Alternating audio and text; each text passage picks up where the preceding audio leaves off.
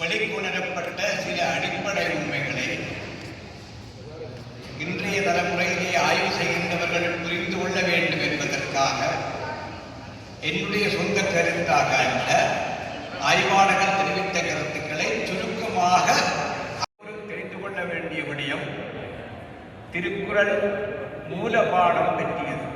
திருக்குறள் என்ற 1330 குறள் அமைப்பு எங்களுக்கு கிடைக்கிற அந்த மூலபாடம் எது? இந்த மூலபாடம் என்பது நீங்கள் எல்லோரும் தெரிந்த விடயம். அறத்துப்பால், பொருட்பால், காமத்துப்பால் என்ற அமைப்பிலே பாயிரவியல், இல்லறவியல், துறவரவியல், ஒளிவியல், களவியல், கற்பியல் என்ற 9 அதிகாரங்களுக்குள்ளே அமைக்கப்பட்ட ஒரு குறள் பாட அமைப்பு எங்களுக்கு இருக்கின்றது. ஆனால் ஆய்வுலகம் அதை உறுதி செய்யவில்லை. இது முக்கியமான விடயம். கடந்த 40 ஆண்டு கால வரலாற்றிலே திருவள்ளுவருடைய மூலம் பிரதி எங்களுக்கு இதுவரை கிடைக்கவில்லை.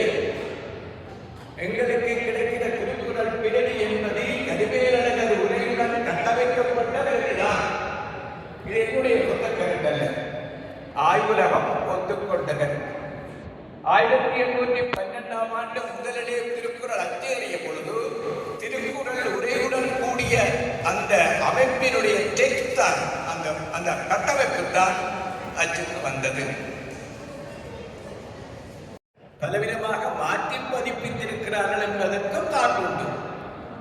கடைசியாக முக்கியமாக நிகழ்ந்தது 1999